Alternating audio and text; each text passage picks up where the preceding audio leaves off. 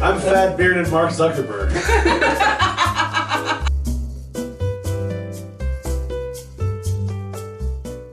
Because we need to remain topical because we're desperate for your attention.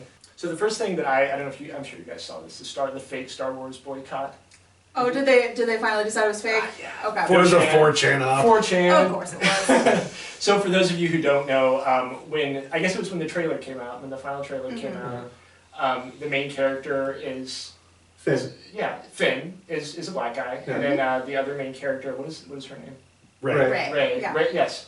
Ray is, I don't know, cisgendered white female something. Yeah. And so there was this kind of pretend outrage over it not just being purely white people, white men, as the main characters. And the hashtag was boycott episode 7, right? And then all of these media outlets sort of started freaking out. The Mary Sue, Slate. Aaron and I were talking a little bit about the Mary Sue earlier. But then it turns out that this was all just a 4chan op. Just to sort of, make it obvious that people don't like racism. I don't understand what I don't know what the point of that was exactly. It was a Tom Green kind of, outrage for outrage's sake. Yeah. And one of the authors, I'm trying to remember, it was in the Houston Press. There was an article where they basically kind of,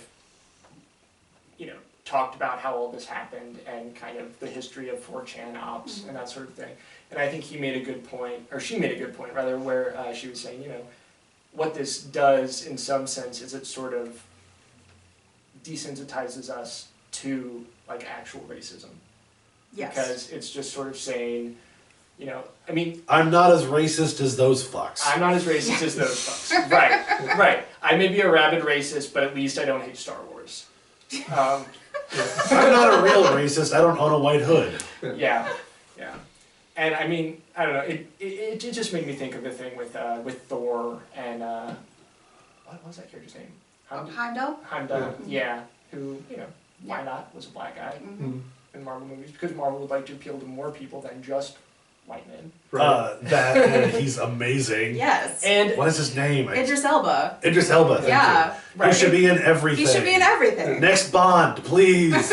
Idris Elba is Bond. Yes. Yeah. Let's have good actors rather than just try to shoehorn white people in everything. And also in terms of people who freaked out about, since you brought up Thor, it's Heimdall wasn't white. It's Heimdall wasn't human. Period. Yeah, he's a mythical figure. Yeah. But oh god, what was it? Yeah, and I don't know. I mean, and then there's also the thing with Fantastic Four with the new Johnny Storm. Right. Which unfortunately. That's the least of that movie's problem. Yeah. Precisely. Yeah. So this leads us somewhat naturally into the Captain America Falcon controversy. I don't know if anyone cares about this. But it's topical. But which is funny because he's literally just doing 70s Green Arrow. And what Aaron and I were talking about in the car on the way over here is, it fits within the context of that character. I mean, the guy was a social worker, right? Mm-hmm. Of course he's going to speak truth to power. And I think Captain America sort of represents this 1950s, there are two sides to every story, Walter Cronkite kind of journalism, where it's I'm just going to represent everyone by not standing for anything except things that everyone stands for. And the thing that boggles my mind is just how often these news outlets either accidentally or deliberately don't read the source material, or misread it deliberately. Right, to appeal to their base. Right. Since we're talking about Falcon and Captain America, this is nothing new. Captain America has been. There's been politics in comics for forever. Well, there's when Captain America, confronted Nixon and Nixon shot himself. Right. I mean, that was. Ronald Reagan was exposed to some sort of thing that turned him into a lizard man for a while, and in DC Comics, coincidentally during George W. Bush's time as president, Lex Luthor was president of the DC Universe. Pure coincidence. Not political. Thanks for listening to another episode of the Gateway Geeks podcast. if you liked what you heard tonight, make sure to go ahead and check us out on gatewaygeeks.com. Follow us on Twitter at Joe Colburn, at Aaron Edward Robb, at SJ_Connor, and at Knetzer the Great.